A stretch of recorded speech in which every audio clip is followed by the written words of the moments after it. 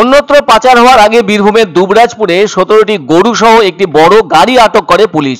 সেই সাথে একজন গরু পাচারকারীকে গ্রেপ্তারও করা হয়। গরুগুলিকে গাড়ি সহ বাজেয়াপ্ত করে দুবরাজপুর থানায় নিয়ে আসে পুলিশ। জানা যায় ডিএসপি ডিবি স্বপন কুমার চক্রবর্তী গোপন সূত্রে খবর পেয়ে গতকাল বিকেল 4:15 নাগাদ দুবরাজপুর থানার হাতিমডাঙ্গায় রাস্তার উপর অতর্কিতে অভিযান চালান। এরপর ওই 17টি গরু বোঝাই গাড়িকে আটক করেন ওই ডিএসপি ডিবি স্বপন কুমার চক্রবর্তী। এদিকে পুলিশের উপস্থিতির বিষয়টি বুঝতে পেরে ওই গরু বোঝাই গাড়ির চালক সহ দুজন গাড়ি থেকে নেমে পালাতে পারলেও শেষটায় একজন পাচারকারীকে গ্রেপ্তার করতে সক্ষম হয় পুলিশ। তবে গাড়িটিতে তল্লাশি চালাতে গিয়ে গাড়ির ভেতরে কঠিনভাবে রাখা 17টি গরুকে নিয়ে অন্যত্র পাচারের ব্যাপারে যাচ্ছিল পাচারকারীরা, সেটাও বুঝতে সহজ হয়। ওই গাড়ির ভেতরে দুটি বাংকার ব্যবহার করে গরুগুলিকে রাখা হয়, ফলে থানায় এনে গরুগুলিকে গাড়ি থেকে মুক্ত করে পুলিশ। সেই সাথে গাড়িটিকেও বাজেয়াপ্ত করেছে পুলিশ। আর গাড়িটি কাঠের স্লাইড দিয়ে ঢাকা ছিল।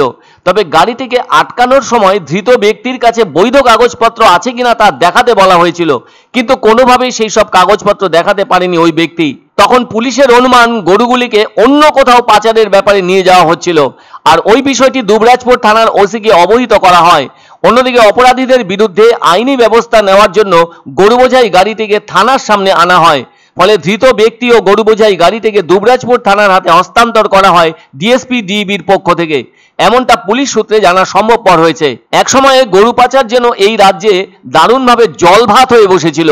আর গরু পাচার কাণ্ডে রাজ্যের শাসক দলের একাধিক রথী মহারথীরাই জড়িয়েছে বলে অভিযোগও সামনে আসে। এক্ষেত্রে কোটি কোটি টাকার খেলাও চলে গরু পাচারকে আশ্রয় করে। বীরভূমের বেতাজ বাদশা বলে পরিচিত তৃণমূলের ডাকসাইতে জেলা নেতা অনুব্রত মণ্ডল গরু পাচার কাণ্ডে গ্রেপ্তার হন। শেষটায় দিল্লির তিহার জেল থেকে ছাড়া পান। আর ওই গরু পাচার নিয়ে বিরোধী রাজনৈতিক দলগুলিও দারুণভাবে সরব হয়েছিল। এ নিয়ে রাজ্যের শাসক দলকে অনেক সমস্যায়ও পড়তে হয়েছে। ফলে কোথাও কোনো গরু পাচারের বিষয় সামনে এলে আজও পুরানো ঘটনাবলী সামনে উঠে আসে। সেই সাথে উঠে আসে অনুব্রত মণ্ডলের নাম। আর গতদিনের ঘটনাও কিন্তু বীরভূমের ভেতরকারী ঘটনা, সেটা হলো দুবরাজপুরের থানা এলাকার মধ্যেকার ঘটনা। ওইসব পাচার হওয়া গরু নানাভাবে বাংলাদেশ বা পাকিস্তানে চলে যেত নানান পথ ধরে, সবটাই দালাল মারফত ঘটত। আর গরু পাচারের ক্ষেত্রে একাধিক জেলার নামও সামনে উঠে এসেছে।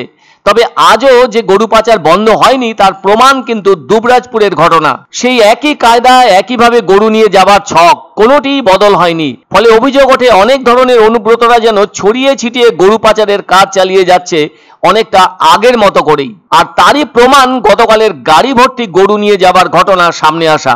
রাজ্যবাসীরা উদ্বিগ্ন, আজও কেন গরু পাচার হয়ে থাকছে? এ ধরনের গরু পাচার কি তাহলে কোনোভাবেই বন্ধ হবে না? সব গরু পাচারের ঘটনা কিন্তু পুলিশের হাতে ধরা পড়ছে এমনটা মনে করার কোনো কারণ নেই।